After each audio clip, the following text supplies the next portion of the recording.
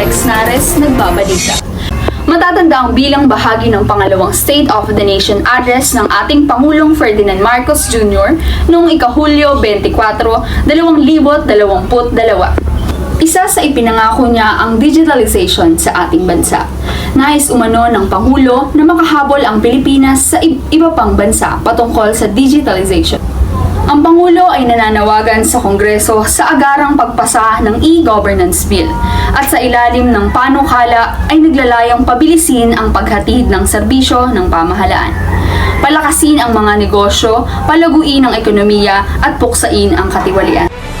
Upang matulungan si Pangulong Marcos Jr. na maisakatuparan ng kanyang pananaw sa pagkamit ng mas mataas na digitalization at electronically enhanced na pamamahala. Sa pamumuno ni Speaker Martin Romualdez na siya ding paunahing miyakda ng panukalang batas na House Bill No. 7327 na inaprubuhan ng Kamara sa ikatlo at huling pagbasa, ang panukalang batas na suportado ng palasyo na naglalayong gawing institusyonal ang paglipat ng gobyerno sa e-governance para sa mas mabilis at mas mahusay na paghahatid ng serbisyo sa publiko.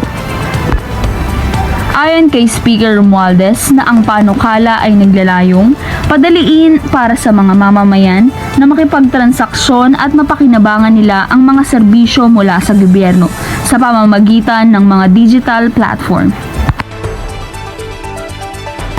Ang naturang batas ng pamahalaan ay epektibo nga ba? Alamin natin yan kay Ms. Del Rosario.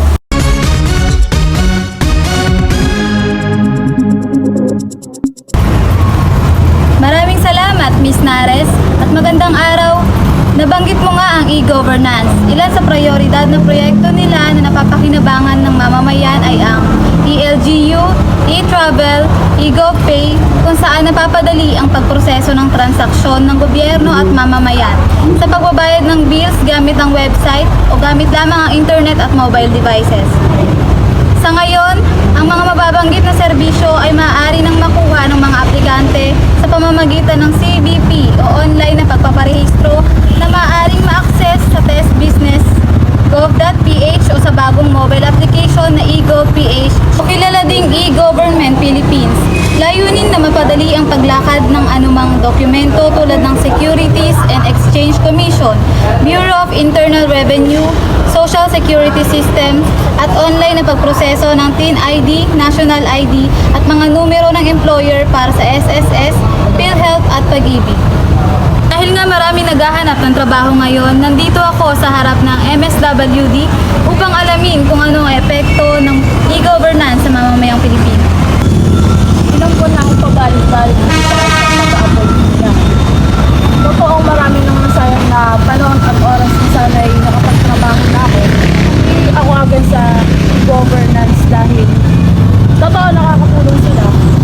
Pero ganun pa rin yung nangyayari. Balik dito, balik dyan. Fill up dito, fill up dyan. Iisa lang yung tanong namin. Isa lang yung data na kinukuha namin. Bakit kailangan ang dami kong dokumento ang kailangan asikasuhin? Ako ng trabaho at ang hirap mag-asikaso ng dokumento ngayon. Diyan yung pipila ka ng mahaba, ang sayang sa oras, tsaka sayang din sa pamasahe kasi nag-aantay ka nga. Dahil sa bagong digital ngayon, yung eGovPH application na ginamit ko, mas napadali yung pag-aasikaso ko. Tapos wala na siyang hassle kasi online na siya. Kailangan mo lang ng device tsaka internet. Tulad ngayon, kukunin ko na lang, lalakad ko na lang yung mga hard copies na ipapasa ko. Pwede dito yung PhilHealth ID tapos SSID sa National ID. Bansang Pilipinas, Bayang Digital. Bansang Pilipinas, Bayang Digital. Bansang Pilipinas, Bayang Digital. Ganoon nga kalaking tulong para sa atin ang batas na ipinanukala ng pamahalaan o ang makabagong digitalization. Ako si Ms. Del Rosario, nagbabalita. Balik sa iyo, Ms. Nares. Maraming salamat, Ms. Del Rosario, at ayan ang mga balitang dapat niyong malaman. Ang DICT ay mayroong adikain na isang pinadali at digitalisadong burokrasya ng Pilipinas para sa epektibo, mahusay at inklusibong paghahatid ng serbisyo. At misyon nila na bibigyang buhay ang paraan ng paghahatid ng serbisyo ng gobyerno sa pamamagitan ng isang holistic na diskarte ng buong bansa, inobasyon at magandang regulasyon tungo sa pagiging epektibo ng burokrasya. Panukalang batas ay nag-uutos sa bawat ahensya na magtalaga ng punong opisyal ng impormasyon na nagtitiyak na ang sistema ng ICT ay binuo, ipinatutupad at sumunod sa mga pamantayan ng DICT at mga kaugnay na batas. Kabilang dito ang Data Privacy Act of 2012. Maraming salamat, ako si Alexander Nares, ang inyong tagapagbalita. Ito ang balitang dapat niyong tutukan, ito ang Balitang Pilipinas. Lubos na pasasalamat sa mga lugar na naging bahagi ng bidyong ito, kasama ang Bahay Pamahalaan ng Municipal Social and Welfare Development Office of Pililla Rizal, National Bureau of Investigation Clearance Center of Pililla Rizal, Barangay Bagong Bayan, PhilHealth Center, Pililla Rizal. At ganoon din ang pasasalamat sa naging kontribusyon ni Sir Benancio sa bidyong ito. Upang maiwasan ng plagiarism, narito ang mga musikang aming nagamit.